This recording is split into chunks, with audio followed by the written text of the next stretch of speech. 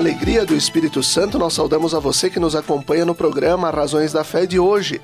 Nossa saudação a você que nos acompanha pela Rádio Miriam Caravaggio 95.7 FM, nas quartas-feiras, das 8 às 9 da noite, mesmo horário nas redes onde o programa estreia, nas redes sociais da Diocese de Caxias do Sul, YouTube e Facebook da nossa Diocese. Ainda quem nos acompanha na reprise na Rádio Miriam Caravaggio, no domingo, das 7 às 8 da manhã e das 10 às 11 da noite, no Spotify da Rádio Miriam Caravaggio, aos domingos a partir das 9 horas da manhã, e também na TV Serra, canal 526 da NET, sempre nas segundas e terças-feiras. Nós te convidamos a se inscrever no canal da Diocese de Caxias do Sul no YouTube.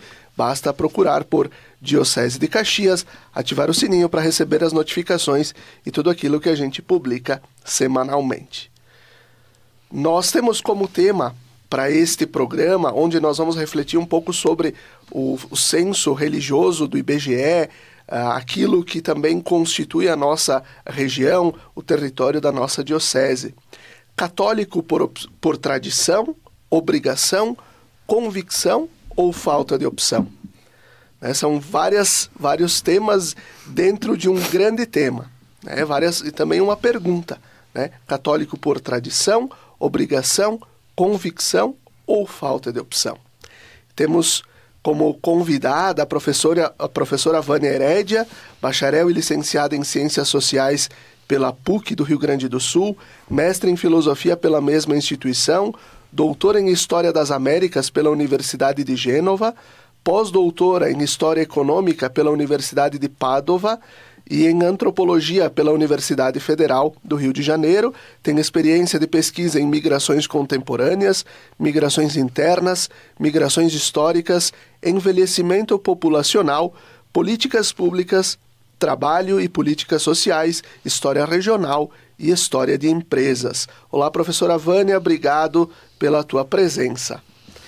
Muito bom estar aqui, participar desse programa, fazer uma discussão séria e profícua de um tema que é tão interessante e tão importante para nós. Então, essa é a minha satisfação expressa. Muito bem. Obrigado, professora Vânia, pela presença. Temos o padre Leonardo Inácio Pereira, padre da nossa Diocese de Caxias do Sul, bacharel em Filosofia e Teologia, mestre em Teologia Bíblica, atualmente é vigário-geral da Diocese de Caxias do Sul, coordenador de pastoral da nossa Diocese e diretor da Escola Diaconal São Felipe. Obrigado, padre Léo, também pela tua presença. Obrigado, Felipe. Uma saudação à professora Vânia, também ao padre Gustavo, que logo vai se apresentar, e também aos ouvintes que nos acompanham, e vai ser uma bela reflexão. Muito bem, nós temos aqui conosco o padre Gustavo Predebon, que é padre também da nossa Diocese de Caxias do Sul, bacharel em Filosofia e Teologia, se preparando também para um futuro próximo questão do mestrado, e então atualmente ele está na paróquia Santa Catarina como vigário paroquial e atua como assessor do setor diocesano da juventude. Olá, padre Gustavo, obrigado também pela tua presença. Olá, Felipe. Olá, padre Leonardo, professora Vânia. Também é uma satisfação a gente poder reencontrar quem fez parte da nossa caminhada de crescimento e educação em direção ao sacerdócio. Muito, muito bom revê-lo. Muito obrigado, então, pela presença de vocês três. E eu começo com a professora Vânia. Professora, a gente tem como tratar um panorama geral da organização social aqui da nossa região, lembrando esses também 150 anos da imigração italiana, e como a religião contribuiu para a organização dos imigrantes depois aqui na região, e também quais as características que diferenciam os imigrantes italianos que marcaram estas cidades aqui, mas já daqueles que já habitavam ali a região dos Campos de Cima da Serra, São Francisco de Paula, que também faz parte, então, da nossa diocese. Bom, nós podemos dizer que a região, toda essa região nordeste do estado do Rio Grande do Sul, ela teve um componente muito forte na sua formação, que foi a ocupação de um território feito pela imigração europeia. Nós vamos ver que os imigrantes que chegaram aqui na nossa região, eles tinham um perfil diferente das migrações de outros locais, de outros estados. Eram imigrantes que partiram da Itália com as suas famílias, eram numerosos, mas principalmente o que os caracterizava eram que eles tinham uma formação religiosa muito forte, que era o catolicismo, e ao mesmo tempo eles tinham uma visão familiar também bastante importante, que foi uma marca dessa região. Quando eles chegaram aqui nesse território, eles vinham com a ideia de se transformar essa terra, ao mesmo tempo seria a nova pátria. Eles não tinham condições de retornar de onde eles tinham partido, e eles tinham uma cultura de trabalho muito forte. Eu diria assim que o catolicismo foi um dos elementos mais importantes dessa prosperidade que a região teve, principalmente porque eles estavam isolados, eles precisavam trabalhar muito, eles tinham a família para sustentar, e eles tinham uma experiência de onde eles partiram.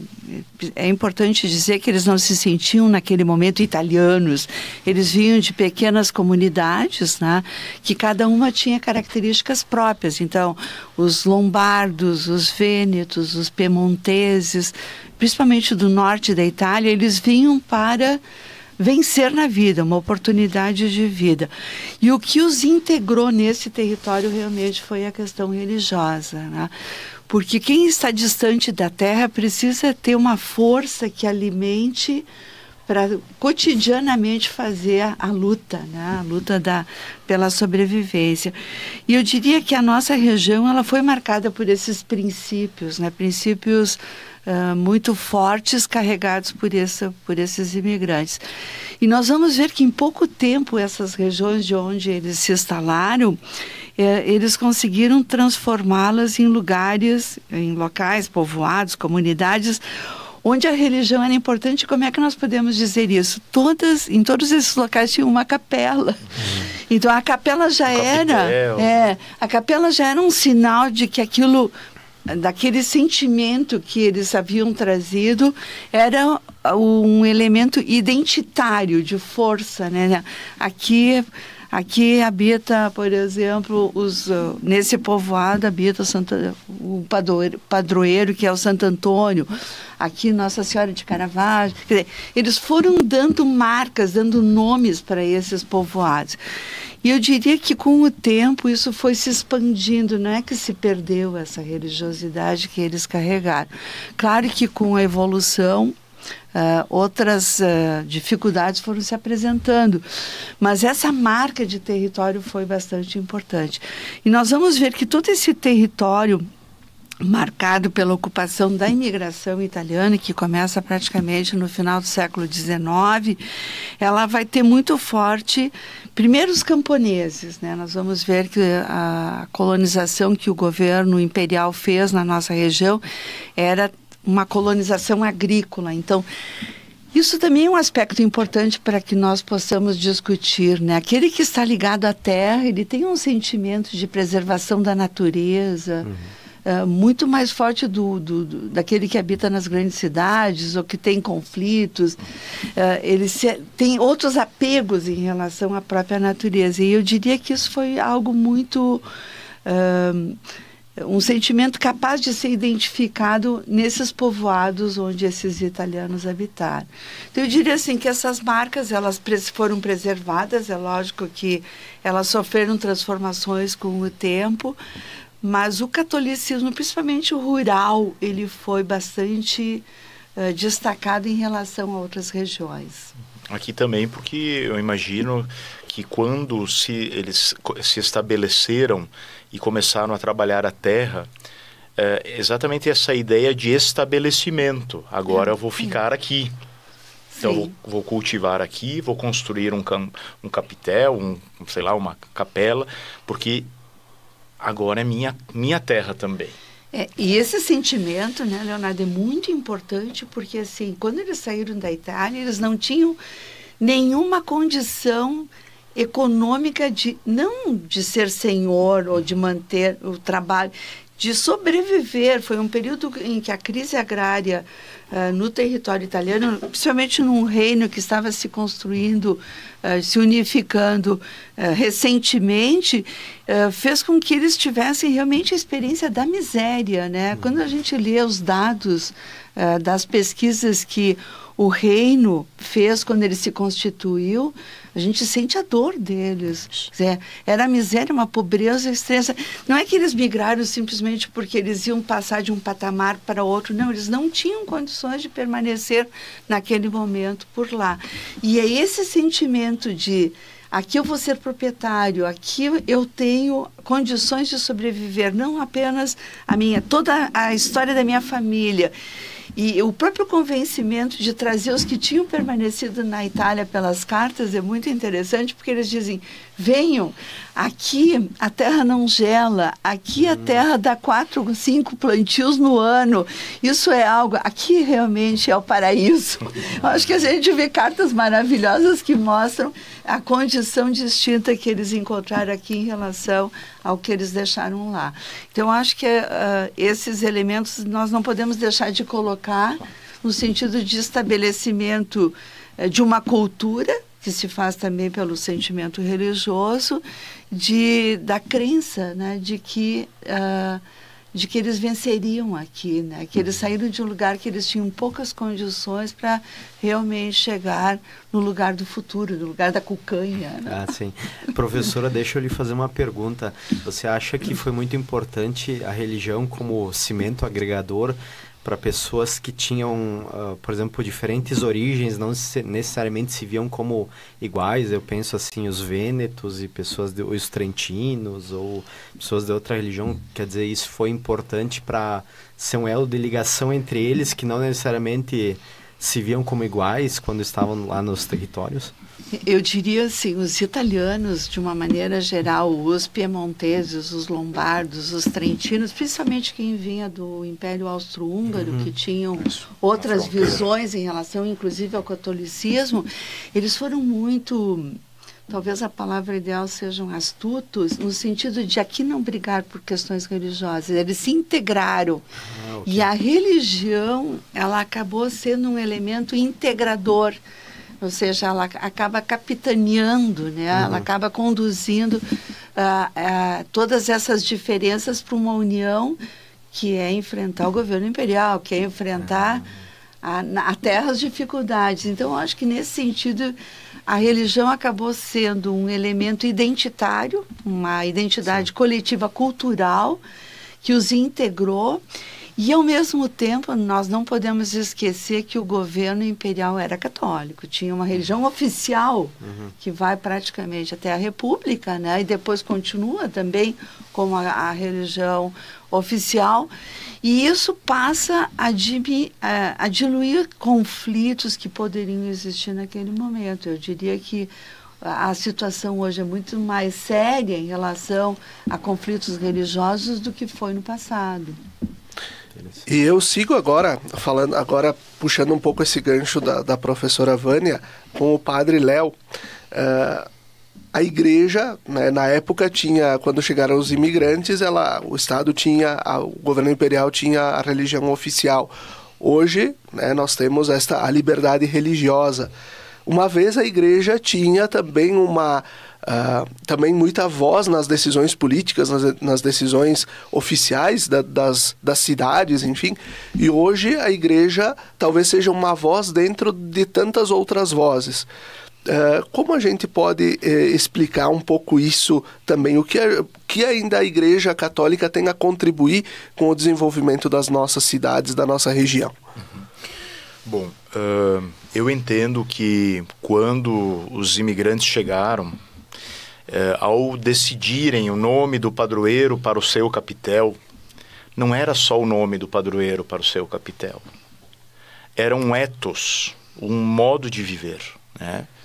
E isso a gente vê, por exemplo, aqui nas nossas comunidades, né? A nossa diocese, professora Vânia, ela é dividida em 32 municípios, são 984 comunidades, 74 paróquias, né? Então, cada uma destas comunidades, ela exerceu uma função social, importantíssima, especialmente na época da colonização italiana, e não só italiana, né? A gente, antes já existiam também, lembrando os campos de cima da serra, São Francisco de Paula, Cambará, Jaquirana, então a gente vê que já existiam comunidades organizadas também.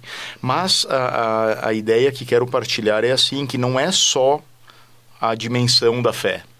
Se a gente olhar as nossas capelas, aqui, especialmente aqui do Nordeste gaúcho, a gente vai ver que tem o cemitério, tem a escola, tem o campo de futebol, tem a bodega, né, onde se vende, se compra, quer dizer, naquele tempo era o que tinha, entende? Era o shopping da época, né?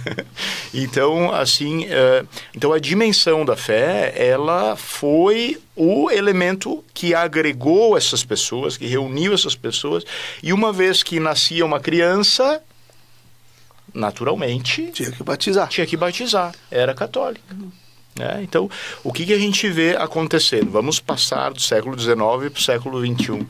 Nós vemos hoje uma realidade profundamente diferente. O censo, que agora, no dia 6 de junho, ele nos apresenta os dados religiosos parciais, não são totais ainda, sobre a questão religiosa no Brasil, ele nos aponta essa realidade, né? Que hoje há uma busca pela dimensão espiritual e religiosa, mas nem sempre há uma identidade com uma instituição religiosa, né? O que não acontecia antes. Antes havia uma profunda identidade com a instituição, porque a instituição, as pessoas que a compunham, elas se entendiam instituição, né?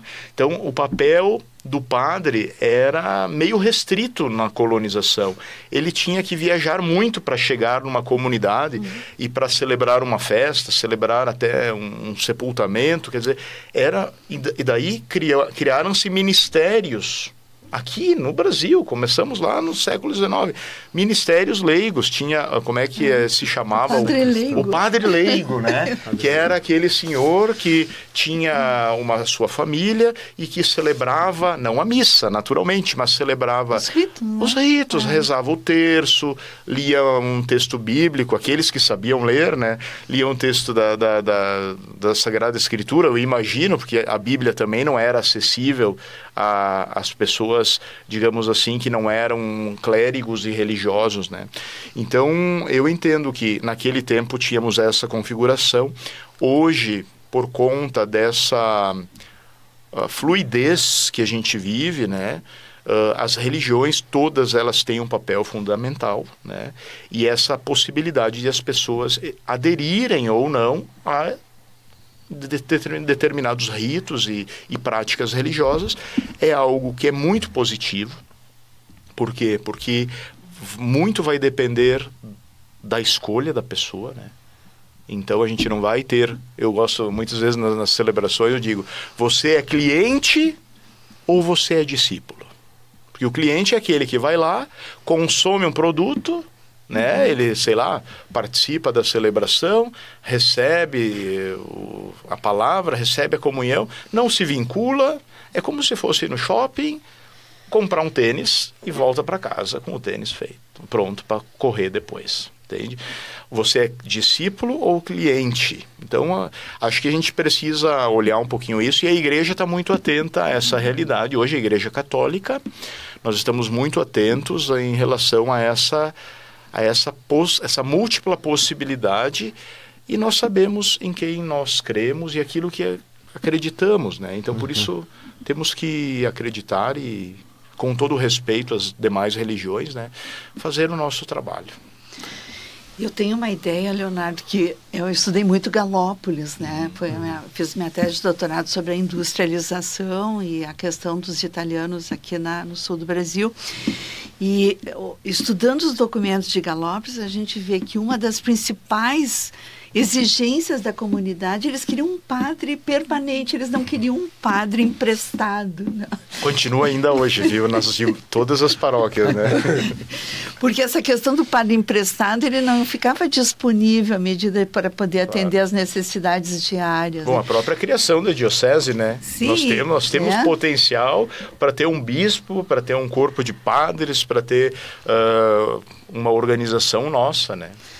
E nesses documentos a exigência sempre era assim, a gente queria uma paróquia, né?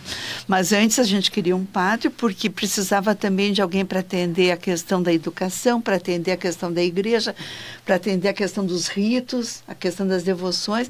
Então eram muitas demandas em torno disso. E eu acho que isso que tu colocas do censo atual mostra um pouco essa questão, assim, de que realmente ainda as pessoas buscam, né, esse tipo de atendimento, assim, a questão dos ritos, a questão dos casamentos, a questão dos ritos fúnebres, inclusive, né, sempre aquela palavra de conforto que a igreja dá, né, e que ele não vai buscar em outro lugar, ele vai buscar na igreja. Que é específico hoje da igreja, da dimensão da fé, porque se a gente olhar, por exemplo, as diversas escolas, hospitais, tudo teve agregação da igreja, né, foi por meio muitas instituições sociais, o papel da igreja foi preponderante. Agora, o Estado assumiu a sua missão, os municípios, a federação, enfim, mas a dimensão da fé, isso é próprio da igreja, a dimensão do anúncio de Jesus Cristo e assim por diante. Muito bem. Padre Gustavo, a gente também viu nessa questão do próprio censo religioso, que cresceu muito aqui na nossa região o número dos sem religião, daqueles que se dizem sem religião. Foram em 12 anos em torno de 108% a mais, né, os que se declaram sem religião. Onde aconteceu essa virada de chave e por que a maioria deste público é formado por jovens? Olha, olhando toda essa história, né, que veio com a imigração e a história dos nossos municípios, eu estava me lembrando de um texto do padre Amedeo Centini, que é um que trabalha a questão das vocações, né, ele é italiano e talvez já muito antes isso aconteceu na Itália, né, ele escreveu um texto que se chama A Primeira Geração que Discerne. Talvez, me parece o seguinte, que enquanto até então, por exemplo, os jovens nas famílias, eles automaticamente entravam na cultura, na religião e nas escolhas que eram do pai, da mãe, né, do avô, da família, né, sem muito, talvez, se questionar ou se permitir se questionar. Hoje a gente vive numa cultura totalmente urbanizada, né, então aquelas necessidades básicas que lá no início da colonização eram supridas pela comunidade, tanto de convivência como de ajuda, etc. Isso tudo se dilui, né? Então hoje as pessoas não necessitam, entre aspas, para sobreviver, de estar vinculados a uma comunidade concreta, assim, né? Então aí as pessoas têm muita mais liberdade para buscar, acreditar no que querem, no que buscam, né? E também acredito que hoje, como o padre Leonardo falava, hoje os jovens são mais suscetíveis a talvez entrar nesta lógica de mercado religioso, né? Porque pela internet, pelas redes sociais, né? Existe muitos influenciadores religiosos ali, existe muita busca, né? Em essência, os jovens são sempre buscadores, assim, né? Sempre estão buscando alguma coisa, sempre estão procurando, sempre estão querendo dar sentido para o mundo, né? E às vezes um jovem que é de origem italiana, que aqui tem uma família católica, ele vai achar uma resposta no budismo, numa religião, numa igreja pentecostal, até às vezes no ateísmo, né? Então, é bem interessante. Eu acredito que também posso estar errado na minha leitura, mas normalmente a geração mais globalizada é justamente a geração mais jovem, né? Enquanto os mais velhos, eles permaneceram um pouco mais distantes dos efeitos de globalização e de influência do mundo, né, nas suas escolhas, né? E isso, por isso que o padre Ciancini, ele falava assim, bom, existe talvez essa perda que também se traduz por um número de vocações muito menor, né? Nos dias de hoje, jovens participantes da igreja, ao mesmo tempo que quem participa, quem está presente, faz também por convicção, né? Então faz isso porque deseja, não vai pela inércia, né, de uma cultura, vamos dizer assim, que vai empurrando a pessoa, né? Eu diria assim, Gustavo, que talvez nas grandes transformações que nós tivemos no século XX, né, para o começo do século XXI, foi a desestruturação da família, né?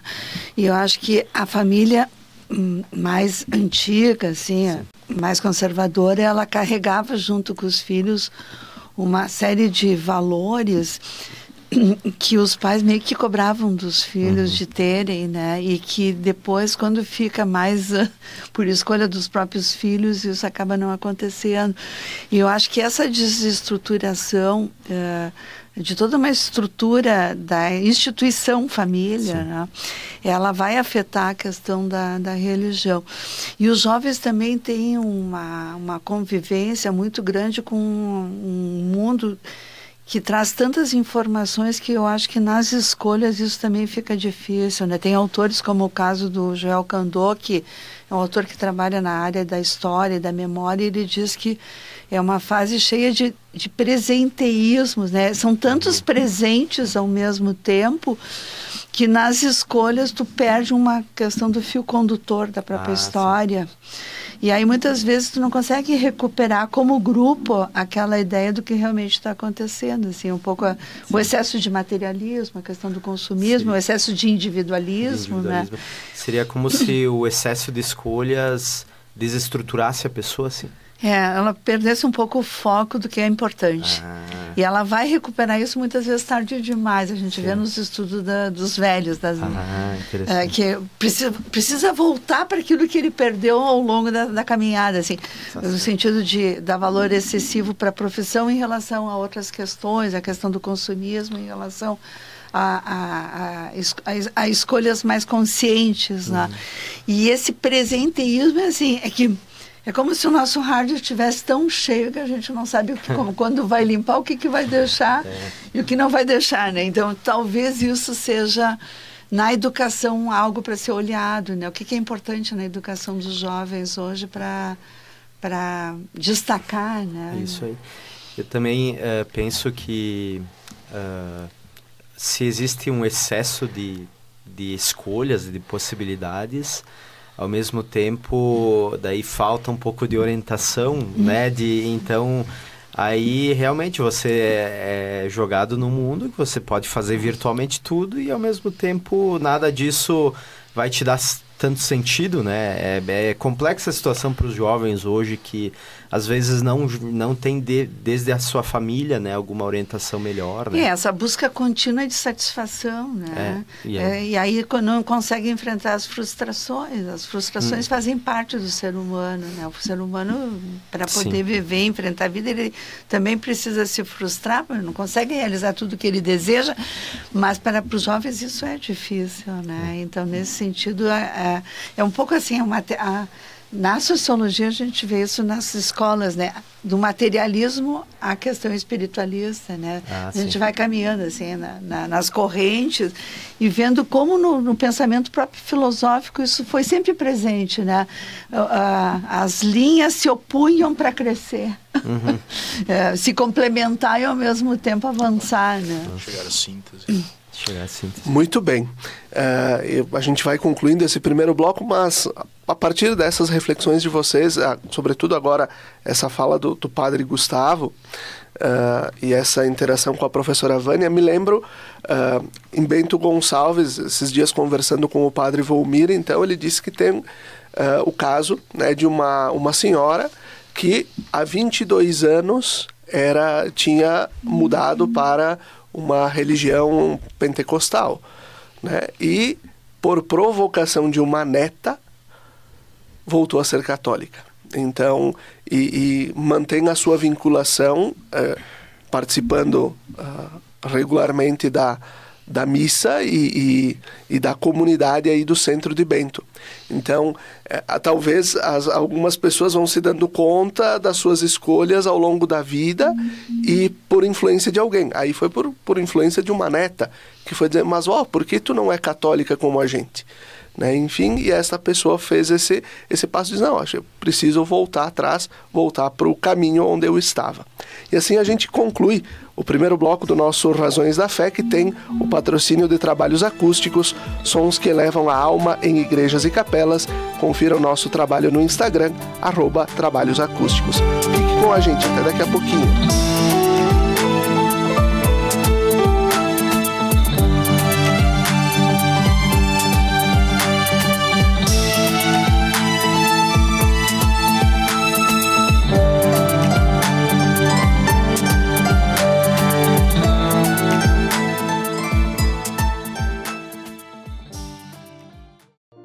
Lembrai-vos, ó Puríssima Virgem Maria, que jamais se tem ouvido que deixasseis de socorrer e consolar a quem vos invocou, implorando a vossa proteção e assistência.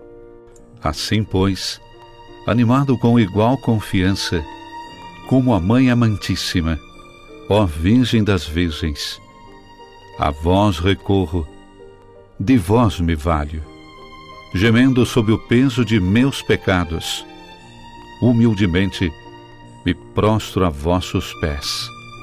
Não rejeiteis as minhas súplicas, ó Virgem de Caravaggio, mas dignai-vos de as ouvir propícia e de me alcançar a graça que vos peço. Amém.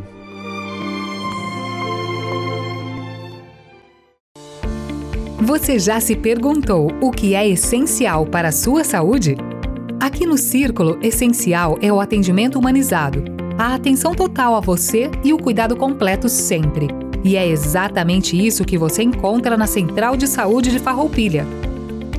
Estamos bem no centro da cidade, com atendimento de especialistas, posto de coleta do laboratório, vacinas, ambulatórios, saúde ocupacional e um centro de cardiologia referência. Escolher o Círculo é escolher um plano completo para você e essencial para a sua saúde. É ter sempre à disposição uma ampla rede credenciada, uma infraestrutura moderna, um serviço gratuito de teleorientação médica 24 horas e muito mais. Planos para você, sua família ou sua empresa. Contrate pelo site circulosaude.com.br. Comércio e o pequeno produtor, o futuro pra valer, de união com mais amor. É minha cidade que vejo crescer, a felicidade a poucos metros de você. Valorize o que é daqui, Farroupilha caminhando pro futuro mais feliz. Viva Farroupilha, viva e descubra Farroupilha. Uma iniciativa Cindy Lojas Farroupilha. Quer segurança na hora de comprar um imóvel? A Imofar tem mais de 40 anos de tradição. Tranquilidade total na hora de comprar? Isso você tem com a Imofar. Ligue 2109-5900 ou acesse imofar.com.br.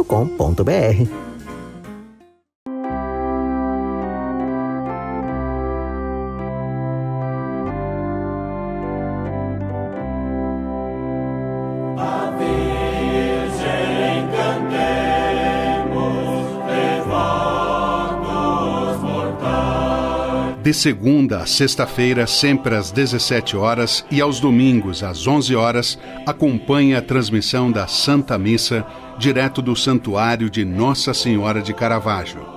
Fique ligado na TV Serra, canais 26 e 526 da NET Claro, no Facebook e canal do YouTube da TV Serra Farroupilha, ou conectado ao nosso site www.tvserra.tv e reze conosco.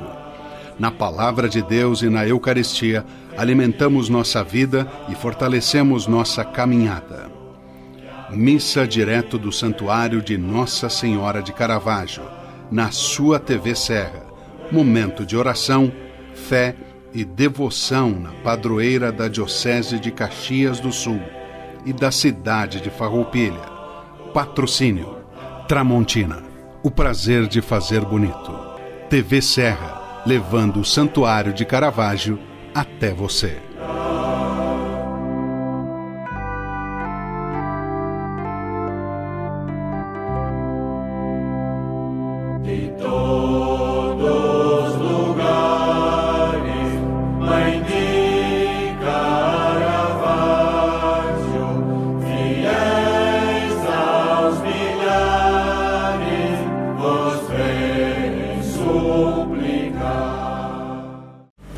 Segurança é ter para onde olhar. Está lado a lado de quem está disposto a nos dar a mão. Saber que, mesmo nos caminhos longos, temos a certeza de onde queremos chegar. Ao olhar para trás, vemos todas as conquistas que tivemos ao lado de quem esteve junto com a gente. Percebemos que uma relação de proximidade é essencial. As melhores escolhas são aquelas que deixam a nossa rotina mais fácil e nos possibilitam construir nossos projetos sabendo com quem podemos contar. Afinal, ter a certeza de que temos pessoas comprometidas com nossos sonhos dá ainda mais valor à vida. Tudo que tem valor, Sicredi, sua certeza sempre.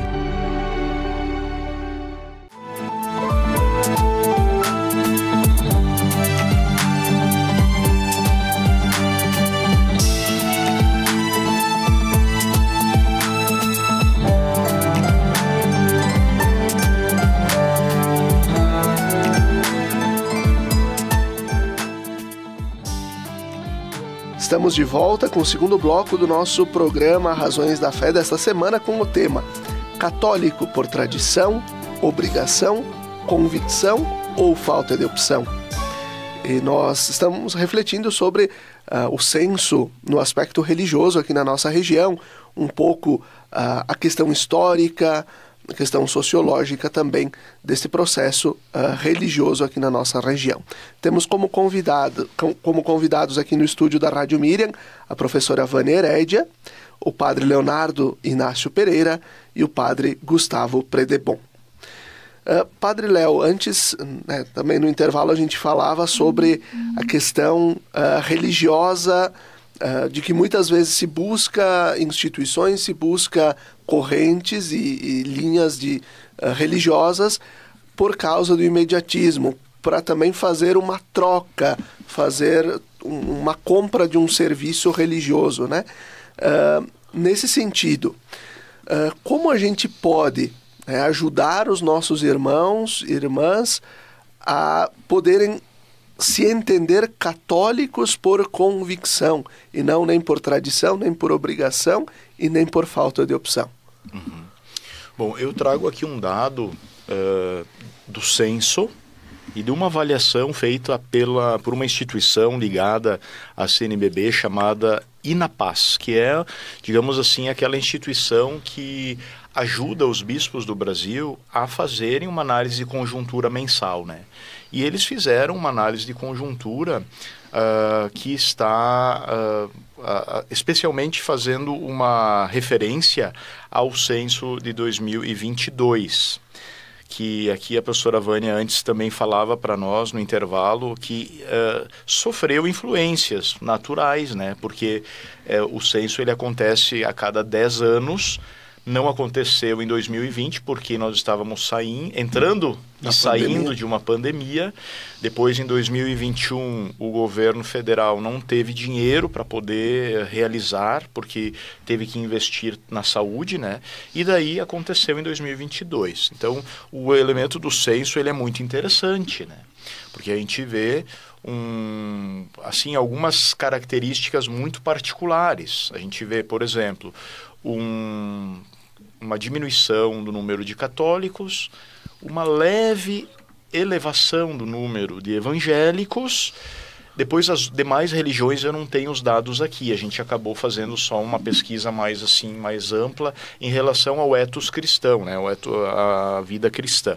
E o que a gente percebeu também que há um grande crescimento daqueles que não se identificam com uma religião, mas provavelmente têm fé. Né? São pessoas, como é que está escrito no censo, agora eu me esqueci, sem religião. Sem religião, que na verdade, eu acho que talvez ali é um equívoco, porque poderia não ser escrito sem religião, sem instituição. Isso aí. Né?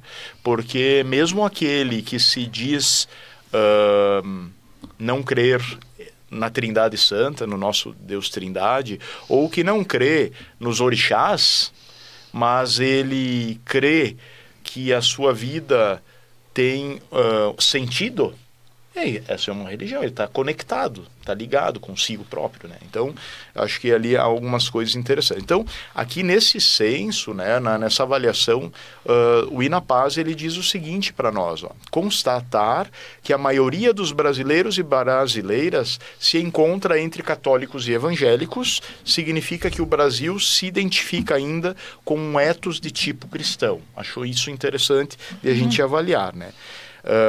Talvez por causa de uma já mencionada simpatia cultural por uma base cristã. Tá? Depois, um outro elemento. A diferença de outras religiões, outras regiões do planeta, o Brasil se vê como cristão, porém em um espectro amplo, com muita mobilidade e contínua mutação em estado de fluidez. Achei isso aqui de uma verdade. É isso que o padre Gustavo antes falava e você me interroga, né? Porque hoje a pessoa, ela vai na missa do padre Leonardo e não gosta da sua pregação. O que ela faz? Ela migra para a paróquia Santa Catarina, lá em Caxias, para escutar o padre Gustavo. Daí, se o padre Gustavo fez uma homilia que aquele dia ele estava pouco inspirado, o que essa pessoa faz? Não vou mais lá para o Santa Catarina. Eu vou para o Santuário de Caravaggio. Lá no Santuário de Caravaggio ninguém me conhece, eu recebo a Eucaristia, participo da missa, quer dizer... Então, a gente vê esse mercado religioso até dentro da nossa instituição igreja, né? E por isso eu acho que não é algo assim... absolutamente negativo, porque a gente também vê alguns movimentos acontecendo, né? Hoje, por exemplo, Vânia, existem paróquias na cidade de Caxias. Vamos pegar só a cidade de Caxias. Poderia pegar Bento, Carlos Barbosa e outra, Nova Prata. A quantidade de adultos que vêm buscando catequese para adultos.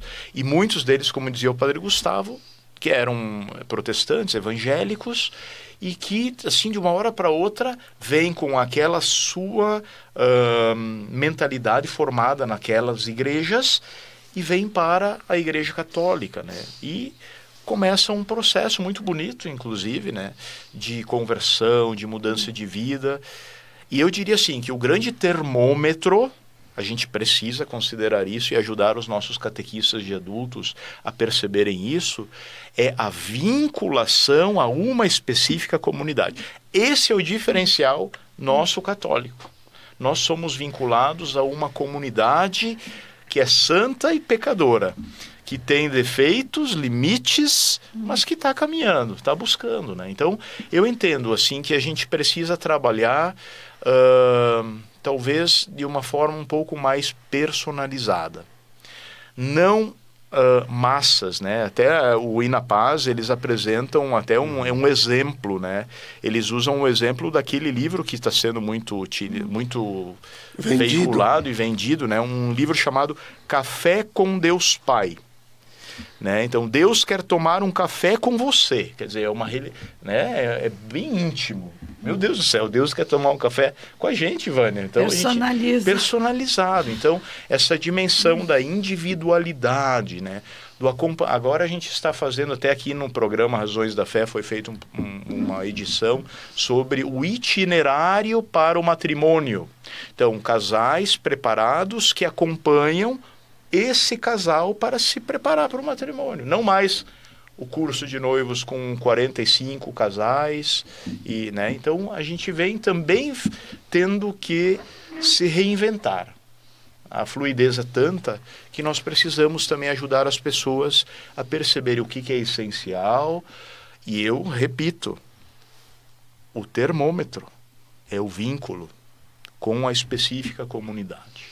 No fundo, né, Leonardo, isso mostra a importância da renovação diária, né, das instituições, de manter alguns focos como necessários na própria questão da fé, né? Porque quando as pessoas buscam, elas têm demandas, necessidades, elas querem um retorno, elas querem... E muitas vezes elas vão em outras religiões nesse sentido de buscas imediatas, né? Que não se faz isso de uma maneira tão fácil, sem conhecimento, sem informações. Né? E por isso que eu acho que o censo, ele dá vários indícios de que o que mais preocupa, talvez, para o Brasil, porque tem uma queda realmente em relação à questão da religião católica, mas também tem em relação a outras religiões, porque outras religiões também foram atacadas nesses períodos, né? Eu vejo, por exemplo, em algumas pesquisas que eu realizei, muitas vezes as pessoas tinham dificuldade de responder qual era a religião que ela praticava. Como se existisse uma crítica, se dissesse qualquer outra religião, né?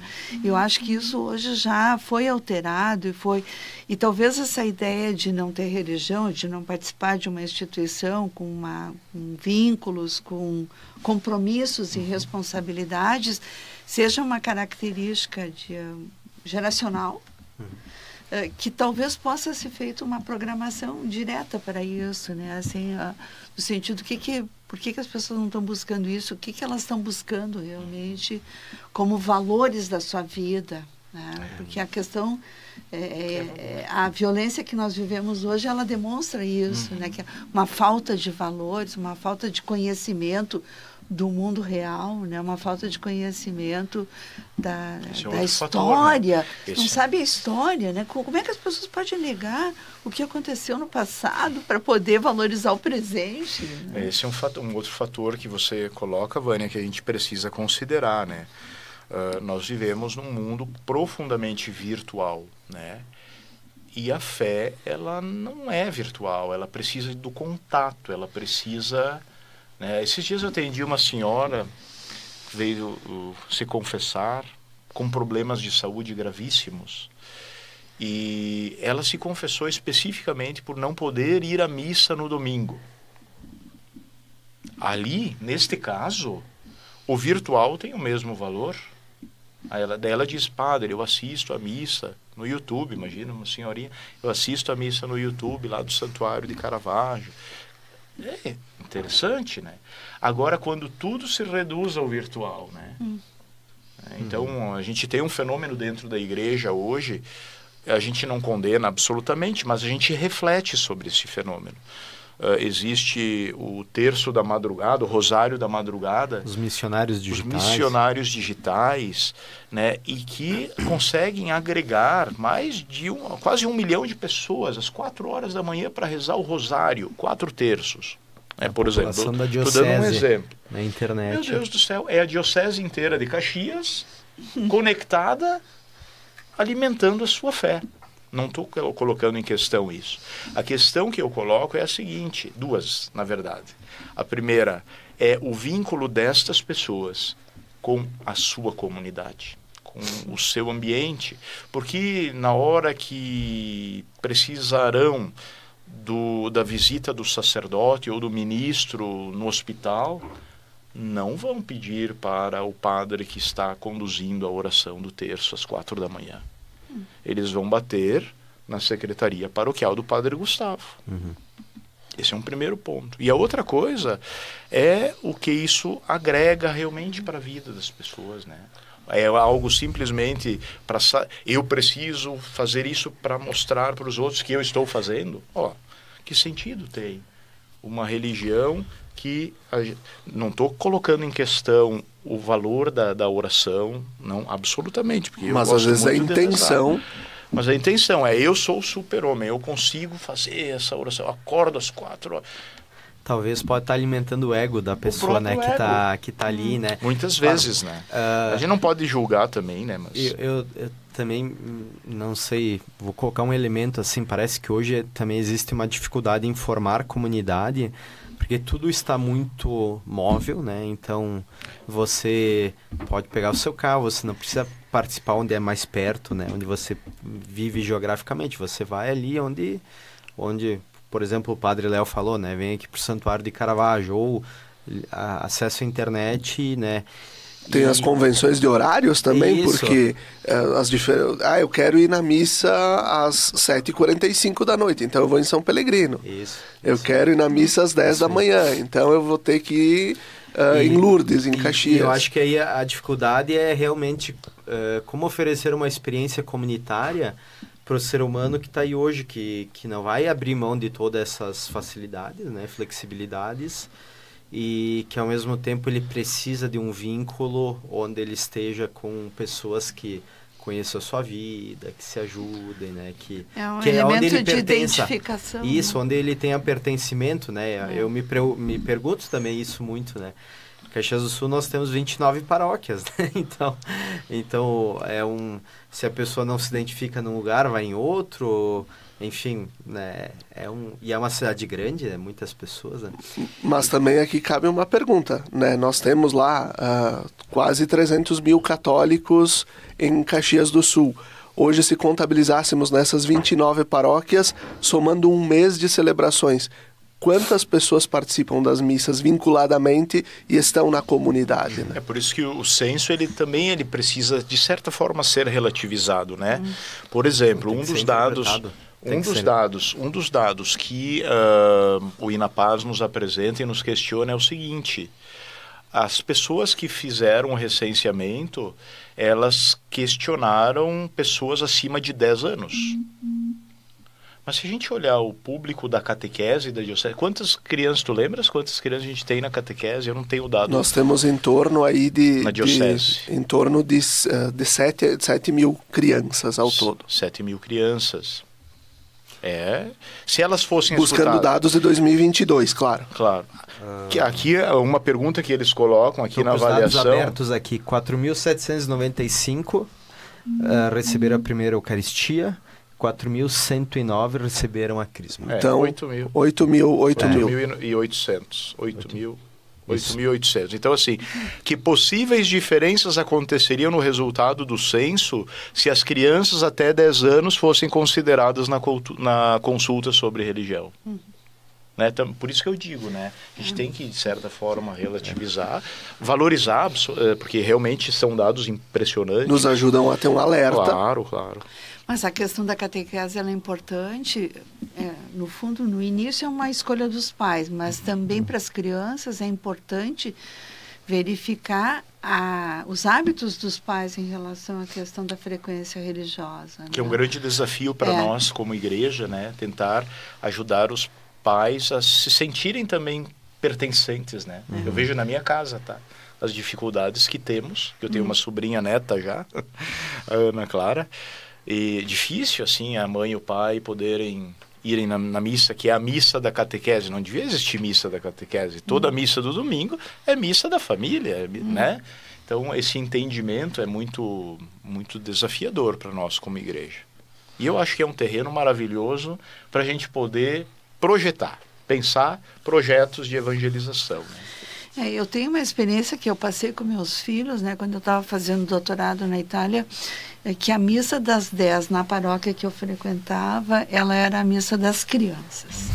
E o pároco, era uma pessoa com bastante conhecimento, e ele falava para as crianças, numa linguagem para as crianças. Que legal. E essa experiência era muito forte, porque as crianças, eu vejo meus filhos, né, eles gostavam de ir, assim, de ouvir, e aquilo era uma mensagem que ficava na questão daquela semana. Eu acho que essa questão da linguagem também para as crianças, né? A questão das mensagens do Evangelho, que possam entender o que seja realmente a ideia do compartilhar. Né? Codificar para elas. Uma linguagem acessível, né? Amorosa, eu diria que ela era uma mensagem... fazia parte de uma comunidade afetiva que... vivenciavam uma mensagem afetiva. A gente vê isso com os coroinhas, né? Tem muitos coroinhas. Bom, você deu um exemplo de uma criança que conseguiu conduzir a avó à fé católica, né? Mas quantos coroinhas nossa diocese tem? Eu não faço ideia agora o número exato, mas assim, quantas famílias retomaram a fé porque o filho tem que servir no altar aquele domingo, né? Sim. No último encontro de coroinhas, eram em torno de 600 pessoas, né, contando com os pais acompanhando, então em torno de 450 coroinhas, né, que foram para o encontro diocesano, fora aqueles que não puderam por uma razão ou outra. Sem falar nos outros encontros que aconteceram nas outras regiões, né, da diocese. Mas isso que vocês falam de decodificar, a gente percebe muito que para as gerações mais jovens tem que sempre se reinventar uma linguagem, né? Para que chegue para eles, que seja atrativa, né? Que estimule a participação, né? Isso é... Talvez seja esse, Padre Gustavo, um dos nossos desafios para fidelizar mais essas pessoas que se declaram como católicas. Olha, eu acredito que é um caminho. Até eu sempre digo assim que eu sempre acredito muito que a juventude, mesmo aquela juventude que se vê como sem religião, no fundo nós temos esse desafio de entender as linguagens deles, do que é importante para eles hoje, e a partir disso também entender como nós vamos propor aquilo que é uma vivência de fé. Porque a gente vê a cada geração que vem, né, que vinha no passado e que vem agora, X, Y, Z, alfa, não sei o que mais que, né, já tem isso, né, eles falam assim das diferenças, cada uma parece que carrega uma necessidade específica, né, são coisas que vêm ao longo do tempo, então isso é muito importante. Eu vejo assim, hoje, para os jovens mais jovens, a importância de ver algum conteúdo de fé nas redes sociais, seja no TikTok, Instagram, né, de poder compartilhar isso. Então, tem que ser coisas muito bem produzidas, muito bem feitas, que sigam as trends, né, as questões assim. E é, por exemplo, diferente de alguns jovens, me recordo da minha juventude e pessoas um pouquinho mais velhas, assim, em que a questão de fé passava por discussões intelectuais, né? Então veja como muda cada geração. Pelas nossas discussões como aqui, né? Como aqui, por exemplo, né? Mas isso para mim, quando eu era jovem, era importante. Agora, para os jovens que têm 15, 16, o importante é ver o seu conteúdo no TikTok, né? Sendo por exemplo, compartilhado. Sendo compartilhado. O número de... E isso, porque aí a socialização dele está por ali, né? E isso é interessante, assim, né? Por isso que essa questão da linguagem religiosa, ela a cada vez mais tem que ser reinventada para cada geração, né? Renovar nunca é algo simples, né? Para renovar é sempre importante fazer uma leitura daquilo que realmente está acontecendo, né, para poder atingir os objetivos previstos. E renovar na questão espiritual é muito mais difícil. Né? E essa é a minha pergunta. Uma luta com material espiritual, né? Essa é a minha pergunta para o Padre Léo, né? O que nós, enquanto instituição, igreja, quais os passos que a gente precisa dar justamente para mudar, para facilitar a linguagem, para incluir, né, estas pessoas de uma forma que elas se sintam parte do processo? Bom, primeiro eu gostaria de trazer aqui 2 elementos para contextualizar. O primeiro deles é que, como Diocese de Caxias do Sul, nós tivemos ajuda deste jovem que está conduzindo o programa, o Felipe Padilha, que fez um baita de um trabalho, avaliando os dados do censo de 2010 com o censo de 2022 e que está disponível no site da Diocese. No site da Diocese. É bem interessante, todo mundo pode acessar o site e vão ver exatamente município por município uma comparação de quando no censo de 2010 e hoje. Onde houve crescimento de católicos, onde houve crescimento de evangélicos, onde houve o crescimento daqueles que se dizem sem religião. Muito interessante. Para a gente ter uma ideia, 928.793 pessoas na população geral do censo dentro do nosso território, 611.083 pessoas católicos no território da Diocese, 126.511 evangélicos, 37.455 pessoas sem religião. Como a gente falou antes, a gente precisa relativizar esses dados, mas eles são o que a gente tem plasticamente diante dos nossos olhos. Esse é o primeiro ponto. A segunda coisa, nós como Diocese, Vânia e queridos ouvintes, nós estamos concluindo um processo muito importante que foi feito de escuta das 984, nem todas conseguiram fazer o processo, mas a gente formou agentes missionários para escutar as comunidades. Então, temos mais de 80% de adesão. Mais de 80% de adesão. As pessoas se reuniram com um formulário que nós elaboramos como coordenação de pastoral e com os conselheiros, né? E perguntas do ontem, foi muito interessante, todos puderam fazer a memória da sua comunidade. Hoje e daqui 10 anos. Então o pessoal também se questiona, né? Nós éramos uma comunidade viva e agora, como estamos? Estamos meio mornos, estamos vivos, estamos, como dizia o Papa Francisco, somos uma igreja em manutenção ou somos uma igreja em saída, preocupada na evangelização, né? Então eu acho que talvez um dos dados mais importantes que estão surgindo desta escuta que agora a gente está lendo assim com bastante atenção todas as respostas numa grande equipe em muito tempo, vamos precisar de uns 2 meses mais para terminarmos, que nós precisamos, primeiro, estar inteiros quando estamos fazendo alguma coisa. E isso é o que vai fazer com que as pessoas se sintam atraídas, né? Quando o padre está celebrando a missa com convicção, e quando está na porta da igreja acolhendo as pessoas, não está olhando o celular, está simplesmente acolhendo, olhando nos olhos. Então, a personalização da relação, né? Então, eu acho que vai passar também por uma reestrutura diocesana na organização de comunidades, que eu nem diria comunidades como a igrejinha, com a capela, físicas, mas comunidades ambientais, né? A gente vê ali as pessoas que se reúnem a cada 2 semanas para rezarem juntas. É aquilo que no início do cristianismo acontecia. Aquilo que aconteceu quando os imigrantes italianos chegaram aqui e que nós acabamos perdendo um pouco porque a gente massificou demais a fé, no meu entendimento. E agora a gente precisa reconstruir essas pequenas comunidades. Acho que passa por isso. A reevangelização, né, e a adesão das pessoas por pequenas comunidades mais vinculadoras, vinculativas e alimentar a fé. É isso que a igreja pode oferecer. Muito bom. Eu agradeço professora Vânia, Padre Léo, Padre Gustavo pela presença e assim a gente vai concluindo o nosso programa Razões da Fé desta semana, lembrando o patrocínio de trabalhos acústicos, sons que elevam a alma em igrejas e capelas. Confira o nosso trabalho no Instagram, @trabalhosacústicos. Nós vamos nos despedindo, desejando a você uma abençoada semana. Fique bem.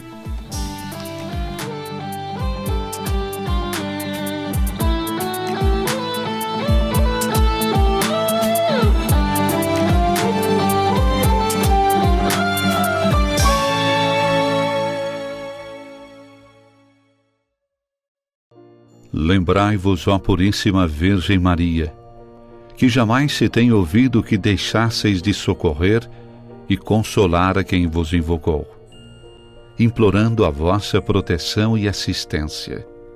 Assim, pois, animado com igual confiança, como a Mãe Amantíssima, Ó Virgem das Virgens, a vós recorro, de vós me valho, gemendo sob o peso de meus pecados. Humildemente me prostro a vossos pés. Não rejeiteis as minhas súplicas, ó Virgem de Caravaggio, mas dignai-vos de as ouvir propícia e de me alcançar a graça que vos peço. Amém.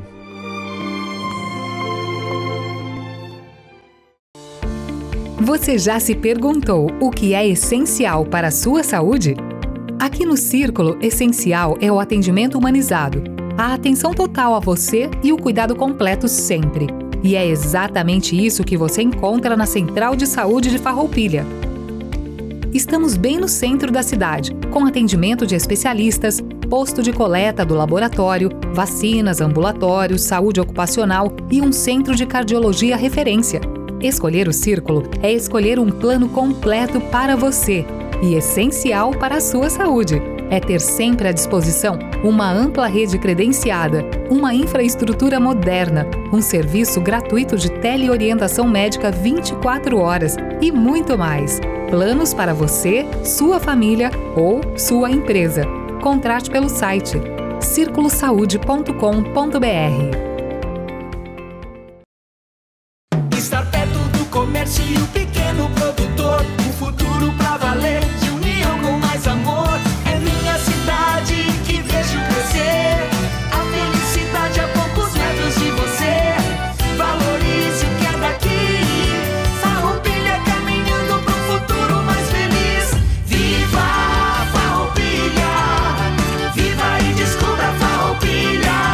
Uma iniciativa Cindy Lojas Farroupilha.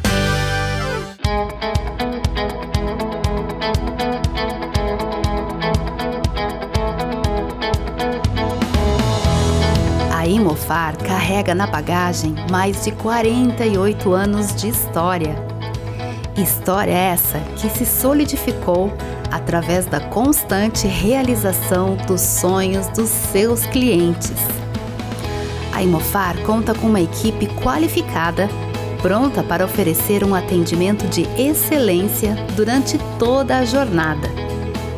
Seja para comprar, vender ou investir, a Imofar é o elo perfeito entre o sonho e a realização. Confiança, agilidade nos processos e segurança é a nossa essência.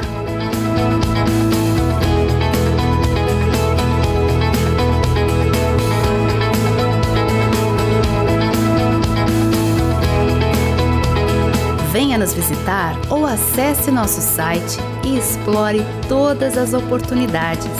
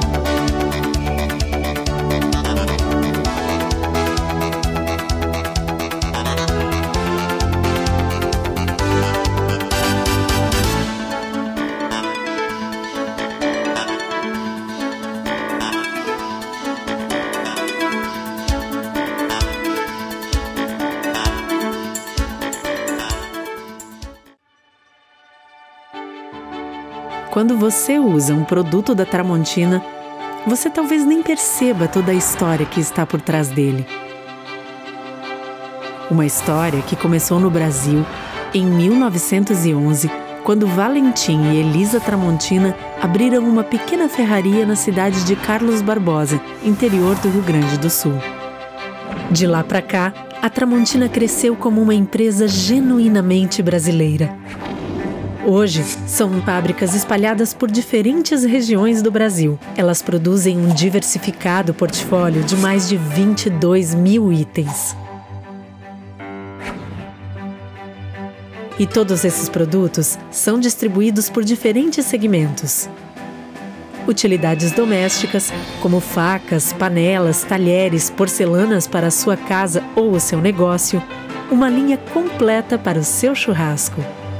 Ferramentas, que vão desde a jardinagem até os segmentos profissional, industrial e automotivo. Lar, com móveis e equipamentos para deixar a sua casa ou seu negócio prontos para fazer ainda mais bonito. E materiais elétricos, para todos os tipos de instalação e reforma. Todos esses produtos chegam ao dia a dia de milhões de consumidores, graças ao trabalho de mais de 10 mil funcionários atuando em unidades de produção, lojas conceito, centros de distribuição, vendas online e escritórios de vendas. Pelo Brasil e no mundo. E tudo isso é construído no presente com os olhos no futuro. Como o Tramontina Transforma, uma iniciativa voltada para a preservação de florestas, reciclagem e uso consciente de água e energia, impactando de maneira positiva o meio ambiente e a vida de milhares de pessoas. E tudo isso vem de um propósito que norteia o trabalho da Tramontina todos os dias. Porque a Tramontina é feita de pessoas. Pessoas como você, que se identifica com os nossos valores e que também preza pelo prazer de fazer bem feito. Tramontina, o prazer de fazer bonito.